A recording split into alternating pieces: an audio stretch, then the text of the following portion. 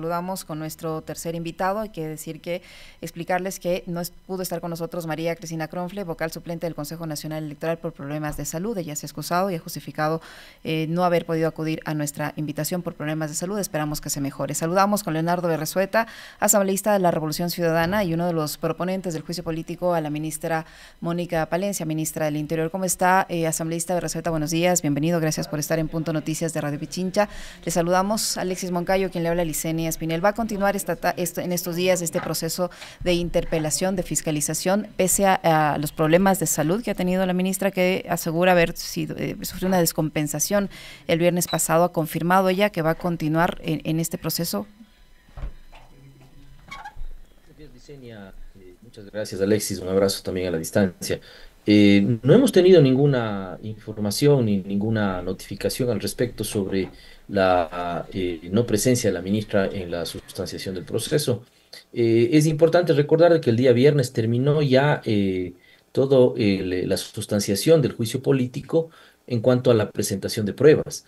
Esto ya ha sido terminado en esta etapa, ha sido presentado los alegatos y de aquí la comisión tiene 5 días para presentar el informe. Entiendo yo de lo que está ya convocada la comisión de fiscalización para hoy a las 6:30 de la tarde de manera virtual para conocer el informe que será puesto a votación de los miembros de la comisión de fiscalización, en la que recomienda el juicio político, que se inicie el juicio político a la ministra del Interior, Mónica Palencia. Eso será hoy a las 6:30 de la tarde de manera virtual. Hoy sabremos si es que la Comisión de Fiscalización recomienda que se inicie el proceso ante el Pleno de la Asamblea Nacional.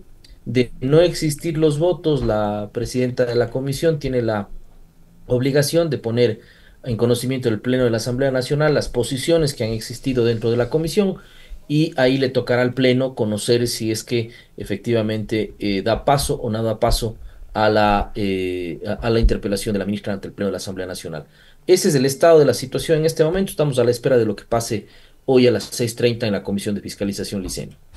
¿Cómo está, asambleísta? Qué gusto saludarle, buenos días. Yo quisiera que me despeje una duda que tengo a propósito de las ruedas de prensa del día viernes de la ministra, del ministro Arturo Félix, de Valentina Centeno. ¿Por qué se decidió que la sesión sea vía telemática y no presencial?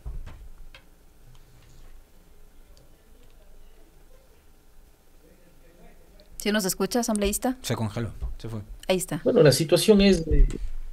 sí, les escucho bien. Sí, a veces tenemos problemas de conexión por los cortes de luz. Les ruego me disculpen. No se preocupe. Hola. Sí, le escuchamos. Alexis le consultaba que por qué la sesión se realiza No sé. de forma telemática y no presencial. Bueno, yo creo que la decisión de la presidenta de la Comisión de Fiscalización fue oportuna.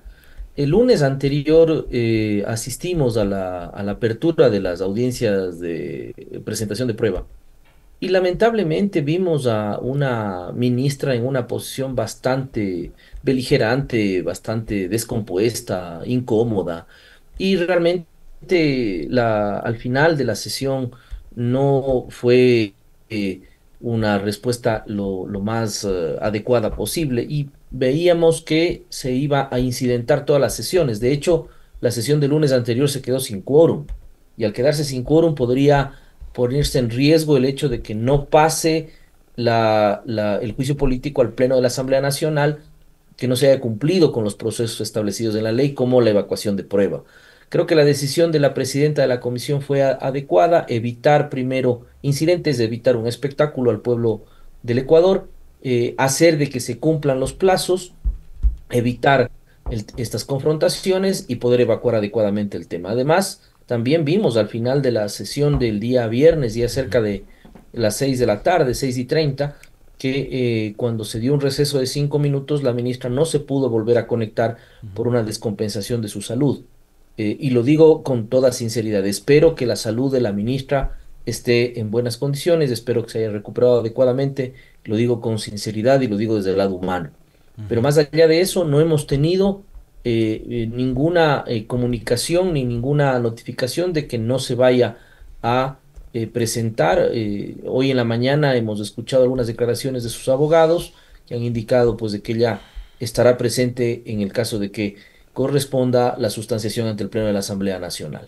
Ahora, asambleísta Berzueta, el argumento de quienes salieron en defensa de la ministra del Interior el viernes pasado, que fueron ministros del gabinete del presidente Noboa, abogados incluso que están integrando la comisión que va a seleccionar jueces de la Corte Constitucional, entre otros, señalan que no hay los justificativos para este proceso de fiscalización contra la ministra, y hacen alusión específicamente a el hecho de que no se presentaron los 15 testigos que ustedes habían como proponentes de este juicio planteado. ¿Qué pasó? ¿Por qué no se presentaron los testigos? ¿Por qué ninguno de los testigos previstos dio su testimonio?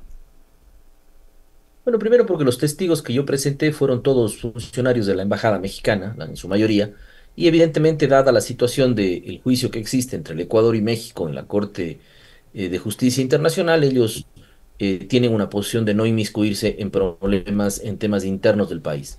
Esa fue la razón por la cual no estuvieron nuestros testigos. Pero evidentemente, más allá de la prueba testimonial, que es una de varias pruebas, como la prueba documental, como los argumentos, como la violación propia a la ley, creo que ha quedado más que demostrado el incumplimiento de funciones de la ministra. Por ejemplo, varios criterios. El hecho, por ejemplo, de que no existan una respuesta adecuada a más de 200 días de la fuga del peligroso delincuente Fito, ¿no? 130 personas privadas de libertad se han fugado de las cárceles del país desde enero del 2024 hasta el 13 de agosto. Y de esas 130, apenas 40 fueron recapturadas. Es decir, que hay 90 criminales peligrosísimos que están fugados y delinquiendo en las calles. Uno de ellos, que tiene más de 200 días de que no ha sido recapturado, es el líder de una de las bandas criminales más peligrosas del país, como Fito, que hasta el momento no se sabe absolutamente nada. No hay una articulación con los GATS. Se ha demostrado de que solo 8 de los 23 consejos provinciales de seguridad han sido conformados. Desde enero que salió el decreto ejecutivo, recién en julio la ministra ha podido emitir el reglamento. Adicionalmente a eso, nosotros demostramos con documentos fehacientes y con la argumentación debida de que hay un incremento del 49% en secuestros y un aumento del 74% en extorsiones. En la Fiscalía General del Estado reposan más de 15.000 denuncias de extorsiones.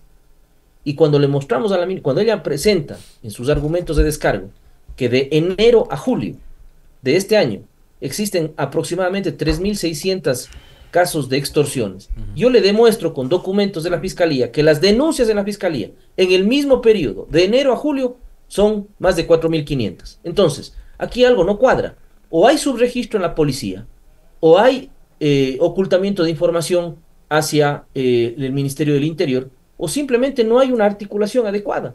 No hay un plan Fénix en donde exista un Consejo Nacional de Seguridad, un Gabinete Nacional de Seguridad.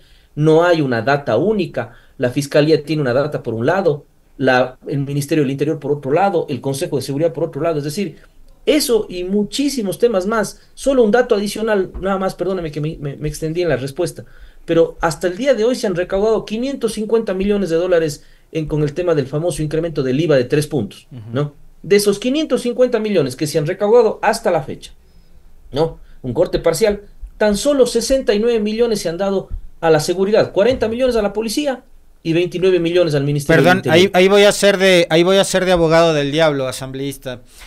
Yo refería a estos datos que forman parte del informe que está elaborando la comisión hoy en la mañana en el comentario, pero sí me llama poderosamente la atención. Primero quisiera una precisión con respecto de, digamos, la gestión de Mónica Palencia al frente del Ministerio del Interior con respecto de esos datos. Ahora, las transferencias no son responsabilidad en este caso de la ministra del Interior, sino del ministro de Finanzas, el señor Vega.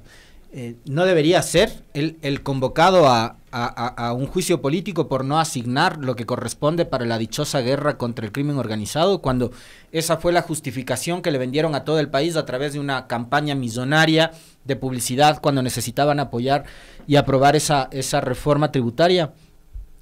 Quienes hacen las transferencias son finanzas, no la señora Palencia. Aquí hay una corresponsabilidad, Alexis, porque no nos olvidemos que cuando se hizo la motivación al Ministerio a la Asamblea Nacional para presentar el tema de las cifras, era precisamente la necesidad de entregar esos recursos a la seguridad. Y la ministra del Interior acudió varias ocasiones a la mesa de desarrollo económico, en donde se trató el tema del aumento del IVA, a decir de que esos fondos eran sumamente necesarios para el tema del combate a la inseguridad. Por lo tanto, la ministra, que seguramente tendrá una planificación que no la demostró en el juicio, tampoco, debió haber solicitado adecuadamente y respectivamente al Ministerio de Finanzas. Hay una corresponsabilidad. Pero aquí estamos hablando, en términos absolutamente generales, de que nuestra causal de juicio político a la ministra del Interior es el incumplimiento de sus funciones. Y son varios los temas. Primero, el tema de la Embajada Mexicana, en donde no cumplió la ley, no hizo cumplir la ley o no evitó que la ley sea violada. No se puede entrar a una embajada, no se puede entrar a una sede diplomática bajo ningún concepto. Solo hay una forma, que lo dice el Código Orgánico Integral Penal, que es sobre la base de una autorización que pueda dar un juez por un tema de un inminente peligro de personal al interno de una embajada. Pero sobre ese tema, asambleísta Berrezeta, ya hay un antecedente y es el intento de juicio político contra la canciller. Y usted vio que allí pues no hubo censura. La canciller salió muy bien librada de este proceso por el mismo tema. ¿Por qué incluirlo dentro de este juicio político contra la ministra del Interior si ya tienen el antecedente que con la canciller eso no tuvo respaldo? ¿Por qué se volvió lamentablemente, más allá de no cumplir con el derecho internacional, ese tema se volvió un tema político? Porque son dos responsabilidades distintas. La una es la responsabilidad que tratamos con la canciller Sommerfield sobre el manejo de la política internacional en relación a la violación de una embajada. La política internacional planteada por la Canciller de la República. Aquí estamos hablando, en este juicio político, estamos hablando de la orden que da el gobierno nacional para que la policía se suba por las paredes e ingrese a una embajada, viole la soberanía de un pueblo, la soberanía de un país representado en una embajada. Eso es lo que ha sido, en este caso, cuestionado. No tiene nada que ver con la política externa, tiene que ver con la parte operativa de que la policía entró directamente a una sede diplomática sin tener que hacerlo, violando la normativa interna y violando la normativa externa. Este tema le da argumentos al gobierno para que plantee el relato de que este juicio político es por venganza por haber detenido y encarcelado a Jorge Glass. No, es la responsabilidad de no cumplir la ley y no haberla hecho cumplir o no haber evitado de que se viole la ley. Hay la responsabilidad. Mire, la ministra del Interior es la rectora de la seguridad y de la Policía Nacional en este país. La Policía Nacional no se va a meter en una embajada porque se le ocurre al jefe del circuito o al comandante general de la policía. Aquí hay una orden directa. Y si la ministra del Interior no estuvo al frente de las reuniones, tenía que haber renunciado para tener que evitar la responsabilidad política. Pero me parece que hay una declaración anterior ahí, corríjame usted si yo me equivoco, para no ser impreciso, asambleísta. Justamente en esos días, Mónica Palencia se deslinda de esa responsabilidad y ella en alguna declaración dice que ella no fue la que dio la orden y que prácticamente la orden la recibieron los policías del presidente nuevo. La única forma de poder deslindar la responsabilidad política de la toma de una decisión estando al frente de un ministerio es renunciando. Y lo digo porque he tenido la posibilidad de estar en varias carteras de Estado al frente. No porque yo delegue a mi viceministro, se elude la responsabilidad política que tengo sobre la decisión de mi ministerio. El responsable final de mi ministerio soy yo. La decisión al final recae sobre mí, buena o mala. Y ella, para poder evitar esa responsabilidad, debió haber renunciado o haber pedido al menos una licencia, haber pedido vacaciones, algo al menos. Y estábamos esperando de que en el juicio político se presente algún documento sobre esa excusa. Pero si ella solamente cogió el teléfono y le dijo al presidente, yo soy también mexicana, tengo conflicto de intereses, entonces no voy a estar al frente del tema, esa no es una prueba o una justificación adecuada, ni jurídica ni políticamente. Por lo tanto, la responsabilidad está más que probada en el incumplimiento de sus funciones, al haber primero el ministerio ordenado que la policía ingrese a la embajada mexicana y segundo, en el caso de que veía precisamente que se estaba cometiendo una tamaña ilegalidad, haberle dicho al presidente, no lo haga, asesórele bien al presidente. Aquí ahora, también hay un asambleísta, tema por acción, por omisión y por falta de asesoramiento al presidente. Por la composición de la comisión de fiscalización, hemos visto cuál ha sido el comportamiento de 5 asambleístas que, por ejemplo, el otro día decidieron dejar sin quórum a la comisión. puede ser que el informe que sugiera el enjuiciamiento político al Pleno no se apruebe. Es posible porque si no hay los votos en ese sentido, no podría aprobarse la moción de la aprobación del informe que recomienda el juicio político a la ministra Palencia. En ese caso, la ley es clara. Al no haberse aprobado, tiene que pasarse las posiciones o las posturas que hayan tenido los asambleístas en la Comisión de Fiscalización para que el Pleno las conozca. Y ahí el Pleno, con 70 votos, aprobar una moción de inicio del juicio político. Y luego, cuando se dé el juicio político, aprobar la moción de censura con 92 votos. Hasta meses antes, asambleísta de Resueta, ya para ir cerrando, aparentemente habían los votos, porque todos son testigos conscientes de cómo está el tema de la seguridad, pero ahora el escenario ha cambiado, porque estamos en un escenario electoral. ¿Cree usted que si el tema pasa al Pleno, van a tener esos votos como para que primero comience el proceso y luego termine en una censura o no? Yo me ratifico lo que dije la semana pasada. Hasta el día de hoy, y desde la semana pasada hasta el día de hoy no ha cambiado mucho, hasta el día de hoy habrían los votos, los 92 votos para censurar a la ministra Palencia. Hasta el día de hoy. Pero de aquí hasta la aprobación del informe, hasta la presentación en el Pleno, hasta el día de la votación, cualquier cosa puede pasar. Pero hasta donde hemos podido revisar los temas, con varias bancadas, hasta el día de hoy, le insisto, habrían los votos para la censura y destitución de la ministra Mónica Palencia. ¿No se va a negociar esto con el tema de la vicepresidencia de la Asamblea? ¿No cree usted que pueda estar esto relacionado de alguna forma a la vicepresidencia de la Asamblea? No conozco sobre las negociaciones con el tema de la vicepresidencia de la Asamblea, les soy sincero, he estado más dedicado al tema del juicio político. No conozco cómo está esa situación, pero lo que sí le puedo decir es que existe dentro de las bancadas de la Asamblea Nacional mucha indignación por el precario manejo de la seguridad en este país, por la serie de sangres que tenemos todas las semanas, asesinatos, muertes, no hay resultados.